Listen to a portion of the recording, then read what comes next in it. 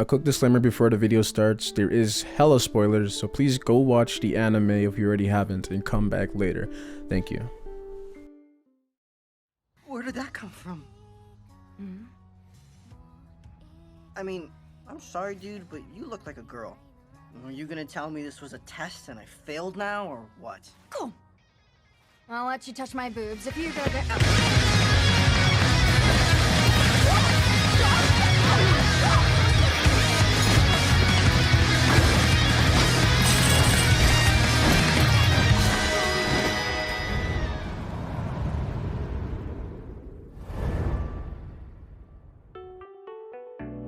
To put it bluntly, Heavenly Delusions is an amazing piece of artwork. The story is terrifying but intriguing, and the show is youthfully animated with amazing fight scenes and visuals. Music is good, and the opening goes down as one of my favorites, both visually and auditory. And you might be saying, oh dude, you're doing tricks on it, you're sucking the anime's dick. And yes, I am. I will glaze this anime until I die. Well, maybe not until I die, but you get the point. Heavenly Delusions takes us through two main stories which end up being intertwined, one set in the past and another set in the present. The first story deals with the facility of kids who are bred and created for a purpose to benefit the facility owner in her own twisted ways.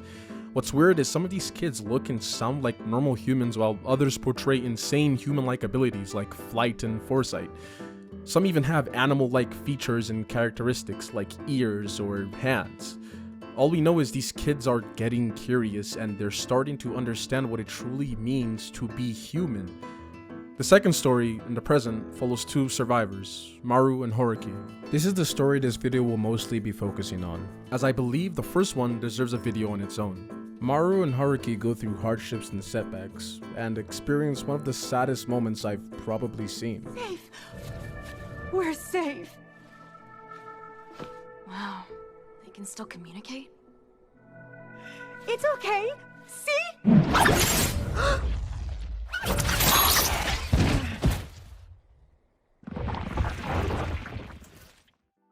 They survive, fight, and ultimately strive in a now post-apocalyptic world.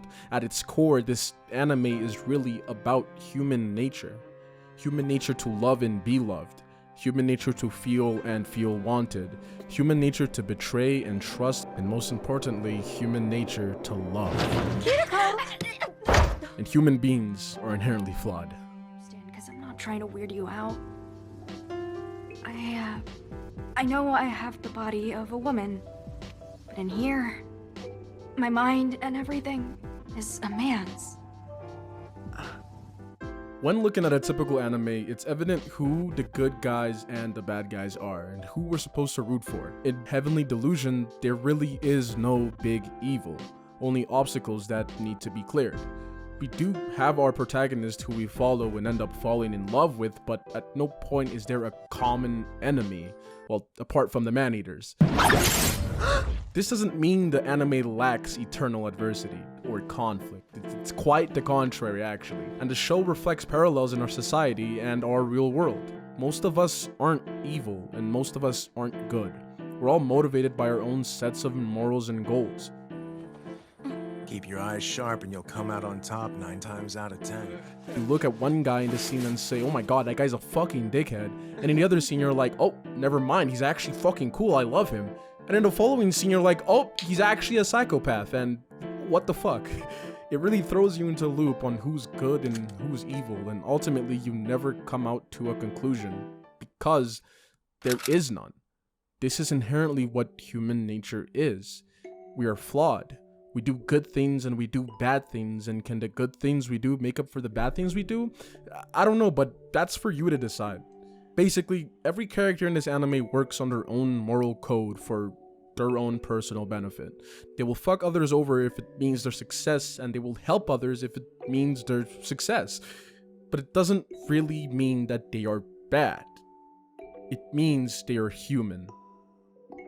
Let me ask you a question, and I want you to answer honestly in your head. If helping other people gave you no sense of satisfaction, dopamine, and doesn't make you feel anything at all, how many of us would still continue to help people? I'll answer honestly and say I wouldn't. I only help people because helping others feels good. Does this make me a good person or a bad person? No, this would just make me human. And I really want to move on to the main question. Who are you? Robin, what are you doing? Let me go! Relax. I'm just conducting an experiment. Haruki is a person living inside of another human being's body. A brain transplanted into a vessel. The funny thing is Haruki says he's a boy and was put into his sister Kiruko's body, but we don't know if that's completely true. Neither does Haruki himself, or should I say herself, or should I say Kiruko? I don't know, but this show explores what it truly means to have an identity. Watching Haruki struggle with figuring out who they are made me really reflect upon myself. If I myself was placed into another person's body, would I still be me, or would I be considered a new entity entirely? It really gets you thinking, and I would say that finding who you really are and where you truly feel like you belong is the ultimate goal in life. Finding your true identity is where you can truly rest, whether it be through gender, career, hobby, or validation from others. It's an amazing feeling. Some would say it feels like heaven, but what is heaven? If this is supposed to be heaven, I gotta say, I don't think it's for me. But you don't know what your heaven is supposed to look like, or even what you're gonna do when you get there, right? To most people's understanding, heaven is a place of endless pleasure where nothing never goes wrong and you're always happy, but I beg to differ. Without sadness, there is no happiness. Without tough times, there are no easy times. Without life, there is no death.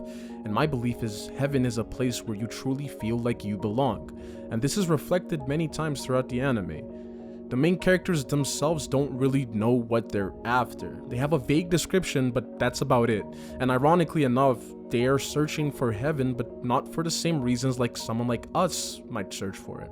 Heavenly Delusions has two main versions of heaven.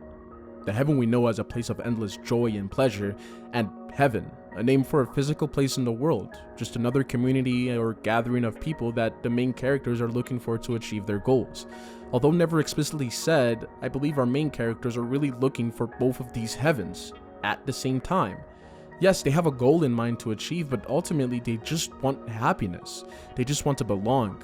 They want a place where they can identify and be themselves. If you strip everything down, this show is about two people who are really looking for themselves. And you might be asking, how does one find who they truly are, and how does one come to terms with their own identity? The answer, surprisingly enough, is love. Love ties all the points with identity and human nature together. Love is, to my belief, the most prominent topic in Heavenly Delusions, brought up in almost every episode. The children in the facility develop love and intimacy without ever being taught what love is. Love is human nature. Love is the pathway to heaven. Every character that is deprived of love ends up in some way becoming insane, decrepit, and lacking. Take Joichi, for example. His partners were killed, and his son he thought he would never see again. His entire life, he was deprived of true love. And that is what made him do what he did at the end of the episode. But that doesn't make him a bad guy.